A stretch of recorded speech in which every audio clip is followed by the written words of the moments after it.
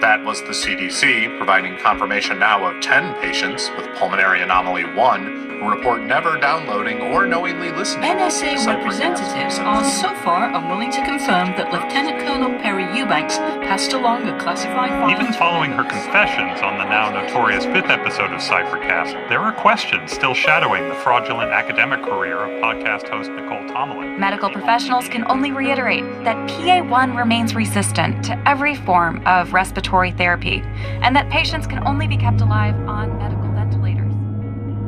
I'm Nicky Tomalin, and this is Cyphercast.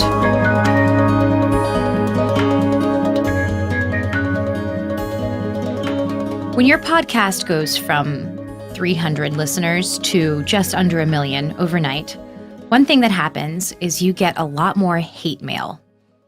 To all of you, I say, I am almost certainly going to die here within the next week or two. So, can that be enough for you?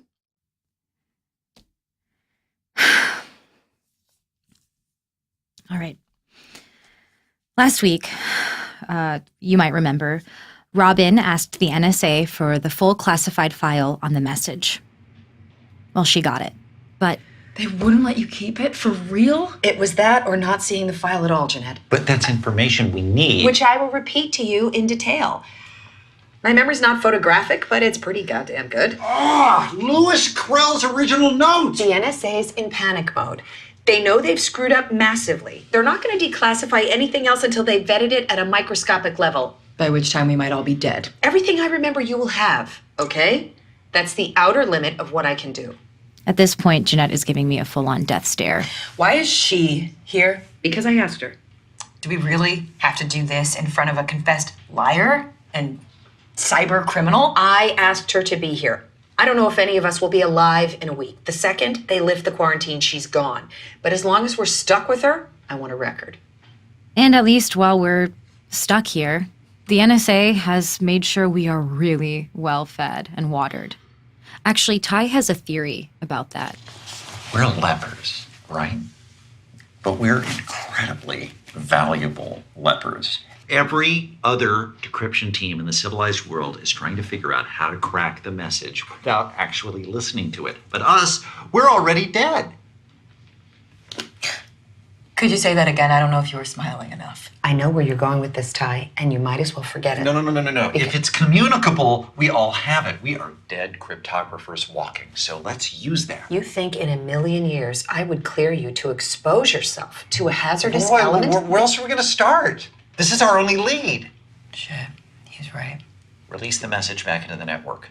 I don't take orders from you, Ty. You're not my superior. You're my responsibility.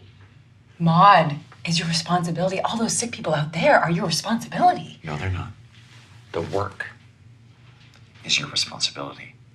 Don't protect us. Protect what we learn. Protect what we contribute. Look, maybe decoding or translating the message is the cure to PA1. Maybe it'll help our friend.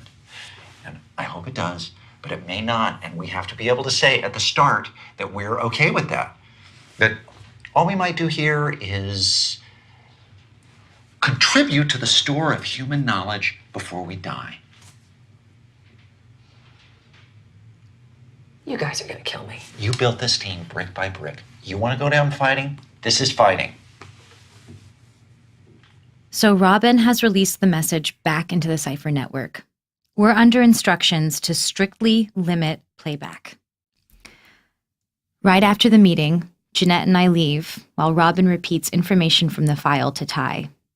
Then they talk for about half an hour in that weird way they do, heads close together, like they're trying to beam thoughts to each other. Then Ty goes to his office and he makes a call that lasts for a very long time. I think it's Connie.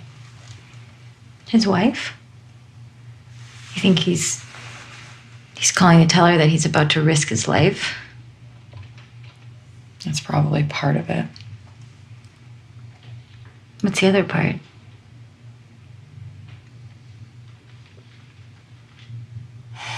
I hate that I want to talk to you. I think they're breaking up. So right now, he is on the phone with his wife saying, I'm about to die and I want a divorce. Which one of those do you lead with? I know, right? It's the worst phone call. Hi, honey.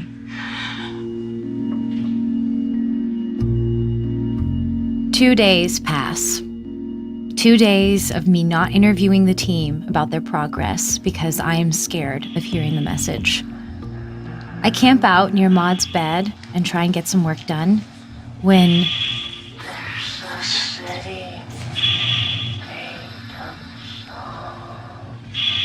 Maud? Hey, wait, what'd you just say? I scramble to find my recording from Tamara in the hospital. Let's see, she's typing. There's a city made of song. What does that mean, Tamara? I knew that phrase sounded familiar. I'm thinking, do I take this to Robin? But what if it's nothing? My hand wringing is interrupted because right then, Ma'am, you cannot do that! a soldier in the lobby has noticed a woman taking off her hazmat suit. Stop right now. If you undo that seal, you cannot leave this building. Yes, thank you. That's the idea. Don't shoot. I'm not armed. You're Nicky. Excuse me? Nicole Tomalin, and this is Cyphercast. Stay there. I need to call this in. I figured they wouldn't let me stay, so I made it impossible for them to let me leave. But why would you want to stay here? Well, I had some thoughts. So remember a couple episodes back when Ty first brought up the idea of sound-based medicine? Right here in Niskayuna, New York, they have a medical physicist named Dr. Singh, Dr. Kalpana Singh. She's injecting microscopic bubbles into people's brains and then using targeted sound waves to jiggle them. This creates a temporary perforation in the blood-brain barrier, allowing crucial medications to get through. Dr. Kalpana Singh. Well, this is her. She's here. She spends some time on the phone to her people, telling them where she is and why. After that, she's in the conference room, telling us the same. It's the 21st century. You could have just Skyped or... Well, you see, I tried that first, but it seems your security won't let the message be played over public networks. I said, how do I collaborate with them if I can't engage the problem? So instead, I assume you didn't just knock on the door. Well, I applied for a pass to examine Maud. Of course, I'd still like to do so. And let me say how truly, truly sorry I am about Tamara. Thank you. So you're not scared to die? On the contrary, Jeanette, I'm a terrible coward. Imagine if I discovered later that my contribution could have helped and I did nothing. I'd spend the next 40 years dying thinking about that. What you did was dangerous and irresponsible. But I'm very glad to see you. May I speak with Ty now? We took her directly into Ty's office. It's like someone dropped a treasure chest down the chimney. Well, let's not count any chickens, huh? Oh, I'll count all the chickens I want, thank you. This is great. Well, then, would you do me the honor of playing me the message? You want to join The Walking Dead? No, but yes. Let's do it. The next morning, after an all-night brainstorming session with Ty and Robin, Kalpana talks to me for a few minutes before crashing. My dream. My dream is an end to incisions in our lifetime. Wow. That's excessive. We'll always do incisions. Perhaps I should say that my dream is to see them become rare, to become boutique. Okay. And ultrasound therapy is the key. See, not the key, the beginning. The message is the perfect example. There's something about how those voices interact with one another that achieves extraordinarily sophisticated results. I mean, how sophisticated is killing people? Yeah, it depends on the method. When I use a sound wave on a patient, I must project it again and again to keep getting a result. With the message, maybe you hear it once, twice, 3 times, depending on your susceptibility, and then no more. But the disease keeps proliferating. The catalyst stops, but the effect continues. How? Oh. You did not join us at our meeting. No. I'm scared. I don't want to hear the message anymore. But you've already heard it how many times? Oh, I have no idea. I'm not even sure. Some have listened to it up to 3 times without contracting PA1.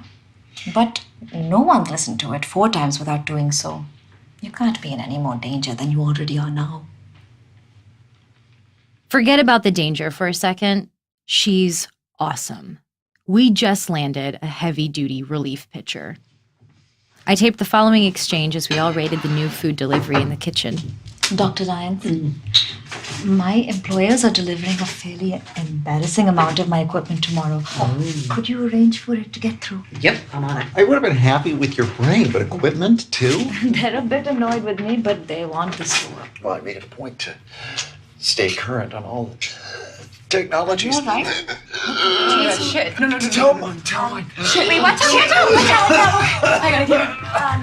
Robin! Hi. What are you? Oh, God. Oh, It just started for him. We need help! Is this how it happens? Yes, every time. Yeah. Somebody help us. All right. Ty!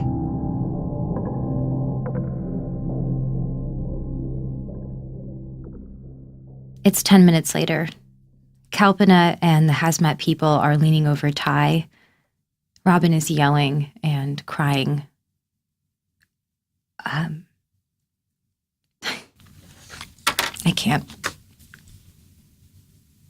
This episode is over.